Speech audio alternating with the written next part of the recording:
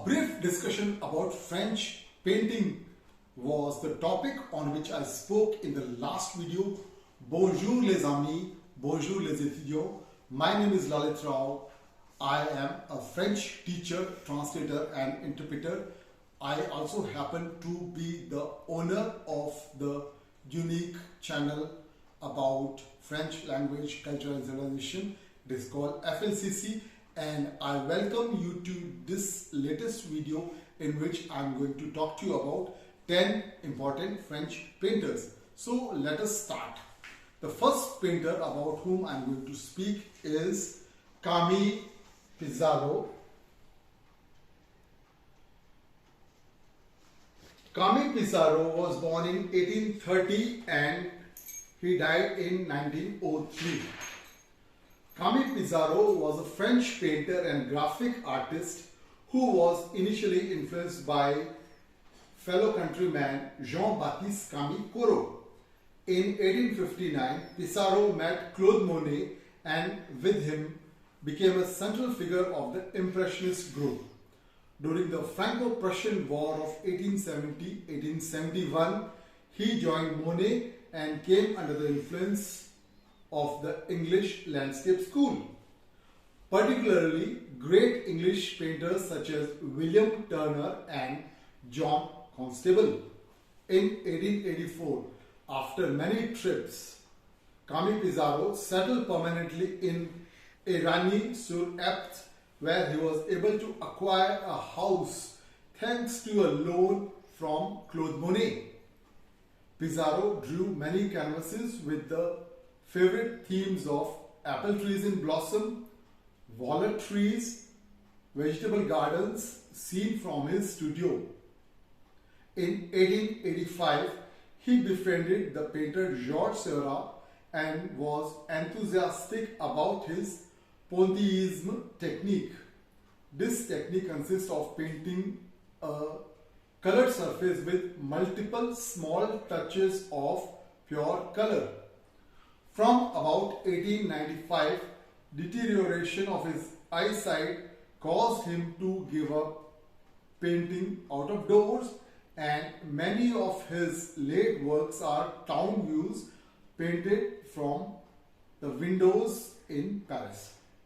Camille Pissarro's contribution to the enrichment of Impressionism is essential.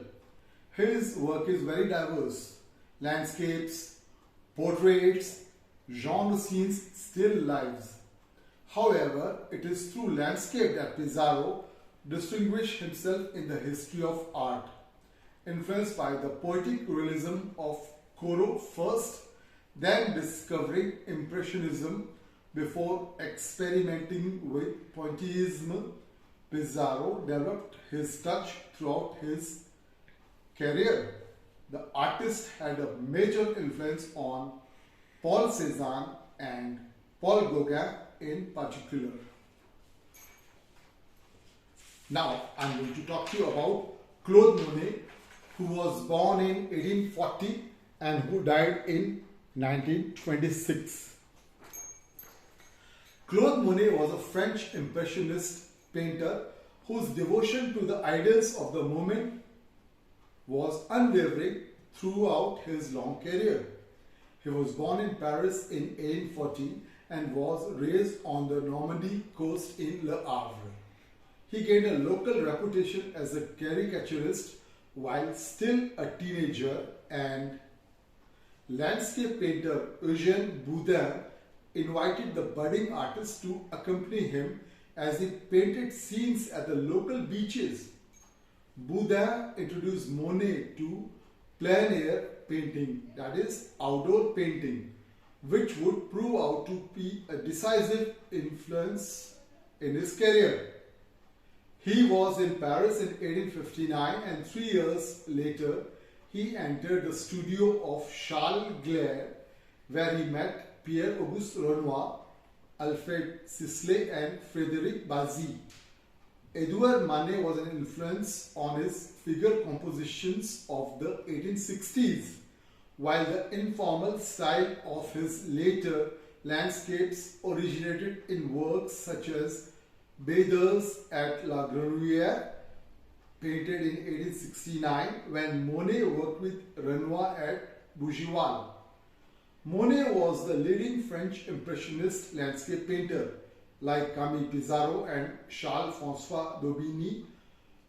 Monet moved to London during the Franco-Prussian War 1870 to 1871. After his return to France, he lived at Argenteuil 1871 to 1878. In his final years, he was troubled by failing eyesight, but he painted until the end. He was enormously prolific, and many major galleries have examples of his works. His famous paintings are Floodwaters, Poplars on the Epte, The Beach at Trouville, Gare Saint-Lazare, etc. Now I move on to the third painter, Eugène Lacroix, who was born in 1798 and who died in 1863. Eugène Lacroix was the greatest French painter of the Romantic movement who was taught by Pierre Guérin. His basic artistic education was obtained by copying old masters at the Louvre, where he delighted in Rubens and the Venetian school. Delacroix had his first public success in the Salon of 1822 with the Bark of Dante. It was brought by the state, as was the painting The Massacre at Chios 2 years later. The government's purchase of the work enabled Delacroix to visit England in the spring and summer of 1825. The Revolution of 1830 inspired his one truly popular work, Liberty Leading the People. In early 1832, Delacroix visited North Africa in the suite of a French embassy to the Sultan of Morocco. Islamic Africa surpassed all his expectations. He filled notebooks with observations of Arab life and gathered a store of ideas that served him for the rest of his life.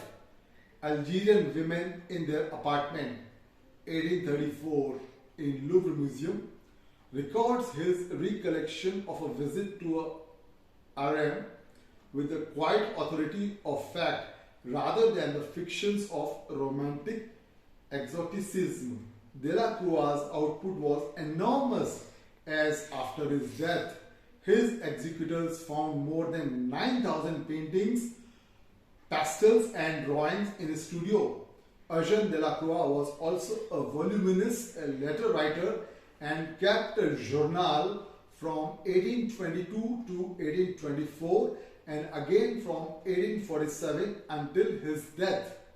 His studio in Paris is now a museum devoted to his life and work, but the Louvre Museum in Paris has the finest collection of his paintings. Now I am going to talk to you about Gustave Courbet, who was born in 1819 and who died in 1877. Gustave Courbet was born at Ornans in the Bourgogne-Franche-Comté region. His earliest pictures, including several narcissistic self-portraits, were in the Romantic tradition. However, it was with 3 large canvases exhibited at the Salon of 1850 that he established himself as the leader of the realist school of painting. These 3 paintings are The Burial at Ornans, The Peasants at Flagey, and The Stone Breakers. Courbet's career was in many regards a rebellious one. Within his revolutionary oeuvre, The Origin of the World, 1866, was his most controversial artwork. The painting's subject matter is unquestionably provocative, featuring a female nude with her legs spread wide to reveal in detail her genitalia.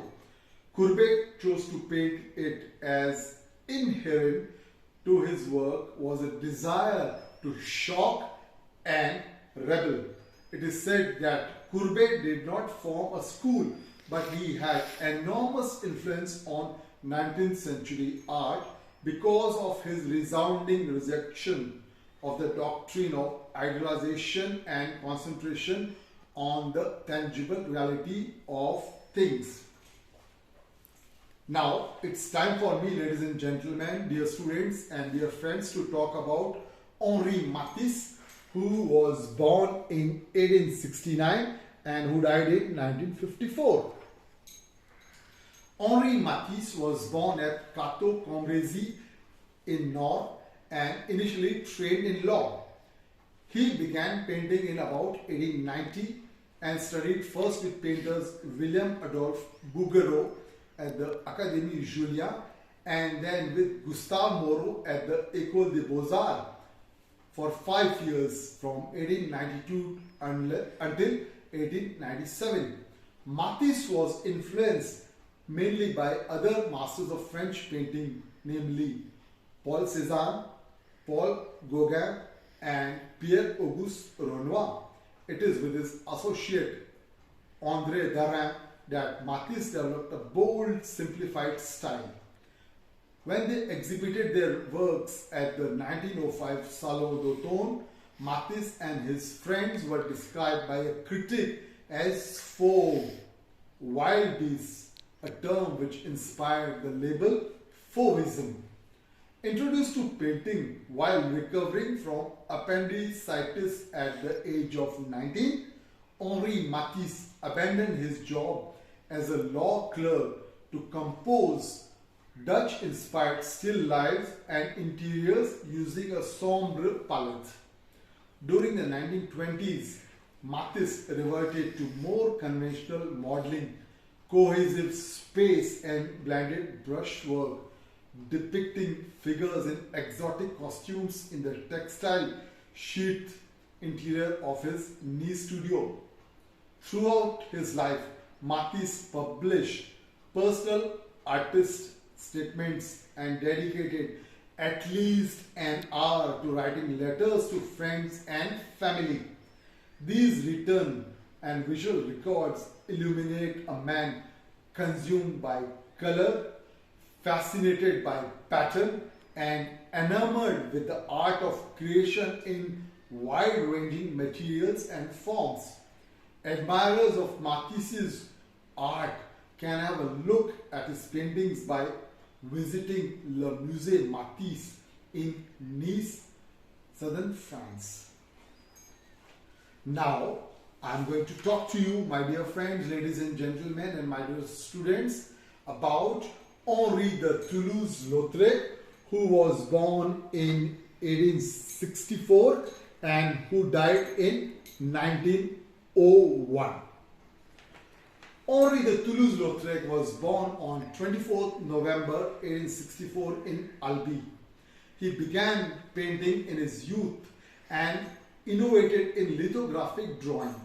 He moved to Paris in 1882, where he became a pupil of the academic painters Léon Bonnat and Fernand Cormon. Under the influence especially of Edgar Degas and Van Gogh, he broke with official art and set up his own studio in 1884. He specialized in portraits and began his studies of life in Montmartre in 1885, exhibiting in 1889 at the Salon des Indépendants. His paintings and poster designs connected with the Moulin Rouge were produced from 1892, at the time when his scenes of the brothels of the area were also painted. The influence of Japonism is very marked in the work of Toulouse-Lautrec. The works of Japanese painters Utamaro and Hokusai aroused the enthusiasm of French artists Edouard Manet, Claude Monet, Vincent van Gogh, Paul Gauguin. Toulouse-Lautrec was a severe alcoholic and he ended up in a sanatorium in 1899. After he was released, he returned to his Paris studio and also traveled throughout France. While his physical and mental health started to decline, due to his alcoholism and syphilis which he had contracted. He died on 9 September 1901 at the age of 36 at his mother's estate, Chateau Malrome in Saint-André-du-Bois. In a 2005 auction at Christie's auction house, La Blanchisseuse, his early painting of a young laundress was sold for 22.4 million US dollars, setting a new record for the artist for a prize at auction. Ladies and gentlemen, my dear friends and my dear students, I am feeling happy now because I am going to talk to you about my favorite French painter, Nicolas Poussin. Please have a good look. Nicolas Poussin was born in 1594 and he died in 1665. Poussin was active mainly in Rome. He was the greatest French painter of the 17th century and also the mainspring of the classical tradition in French painting. Poussin read ancient writers such as Ovid and attempted to recreate ancient myth and history in his works. Nicolas Poussin was born in 1594 in Les Andelys in Normandy near Rouen, where he studied with the artist Quentin Varin 1570 until 1634.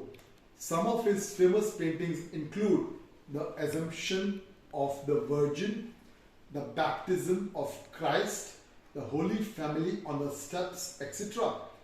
In the Romantic era, Poussin's influence declined, but his spirit was revived again by Paul Cézanne, who declared that he wanted to do Poussin again from nature.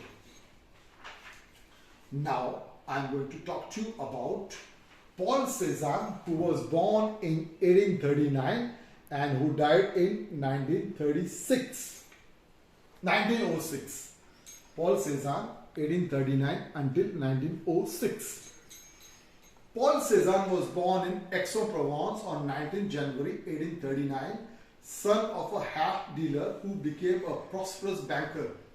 With Gauguin and Van Gogh, he is considered to be the greatest of the post-Impressionists and a leading figure in the development of 20th century art. Cézanne's work was discovered by the Paris avant-garde during the 1890s. It had a significant influence on Spanish painter Pablo Picasso. Cézanne absorbed many influences, including those of Courbet and Manet, in his early years. In his early works, he often imitated Courbet, applying thick layers of paint with a palette knife. He later told Renoir that it took him 20 years to realize that painting was not sculpture. In the 1880s, his brush work became increasingly systematic and ordered. He worked slowly and methodically, selecting subjects he could study for long periods. From about 1870, Cézanne started painting directly from nature. From about 1870, Cézanne started painting directly from nature. In 1872, he settled in Auvers-sur-Oise near Pontoise, the home of Camille Pissarro, and entered upon a long and fruitful association with him. He exhibited with the Impressionists in 1874 and again in 1877. Cézanne's aims can be summarized in two of his sayings. It was his ambition to do Poussin again from nature, and he wanted to make of Impressionism something of enduring and solid like the art of museums. His famous paintings include House of Père Lacroix, Landscape near Paris, The Battle of Love, The Artist's Son Paul, Boy in a Red Waistcoat, Man with Pipe, etc. Now it's time for me to talk to you about the ninth painter of this video, Paul Gauguin, who was born in 1848 and who died in 1903. Paul Gauguin was a post-impressionist painter, sculptor and printmaker. He was born in Paris, the son of a journalist. He began his career in the merchant navy and then in 1871 became a stockbroker. He also took up painting. His early works are influenced by Pissarro, with whom he worked in 1879 and 1881. Paul Gauguin's famous image as the original Western savage was his own embellishment upon reality. That persona was for him the modern manifestation of the natural man constructed by his idol, the philosopher and writer Jean-Jacques Rousseau. Incidentally, Jean-Jacques Rousseau also happens to be my favorite philosopher, and I have made several videos about Jean-Jacques Rousseau which can be seen on the Philosophy Network channel on YouTube. He showed works in the later Impressionist exhibitions 1880 until 1886, subsequently developing the style known as synthetism during visits to Pont-Aven in Brittany 1886 until 1890. In 1888, he worked briefly with Van Gogh in Arles. Public recognition of his talent came posthumously with an exhibition of his work in Paris in 1906.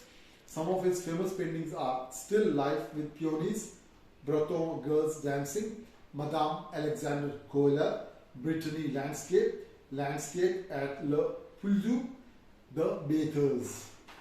Ladies and gentlemen, my dear students and my dear friends, now it's time for me to talk to you about the 10th and the last painter of today's video, Pierre-Auguste Renoir, who was born in 1841 and who died in 1919.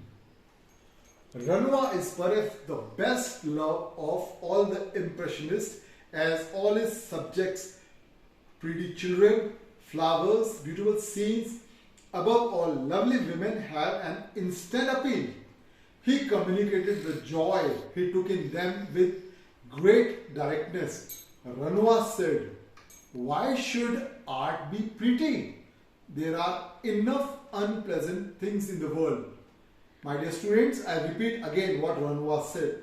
Renoir said, "Why should art be pretty? There are enough unpleasant things in the world." My dear student, this is an absolutely ideal and noble thought of a painter about art. Renoir was a French Impressionist painter who was born in Limoges. It was there that Renoir started his career as a decorative painter. His predilection towards light-hearted themes was also influenced by the great Rococo masters such as Antoine Watteau, Jean-Honoré Fragonard and François Boucher, whose works he studied at the Louvre. Around the 1880s, Renoir traveled abroad, visiting Italy, Holland, Spain, England, Germany and North Africa. He deeply admired works by the great masters such as Raphael, Velázquez and Rubens, and the latter's influence may be seen in his works. Renoir's work seems always to be about pleasurable occasions and reveals no great seriousness in his subjects. He apparently shocked his teacher, Glare, by saying, "If painting were not a pleasure to me, I should certainly not do it." His famous paintings include The Judgment of Paris, The Umbrellas, Mademoiselle Sicot, Flowers in a Vase. So, ladies and gentlemen and my dear students, my dear friends, this was my short video about 10 important French painters.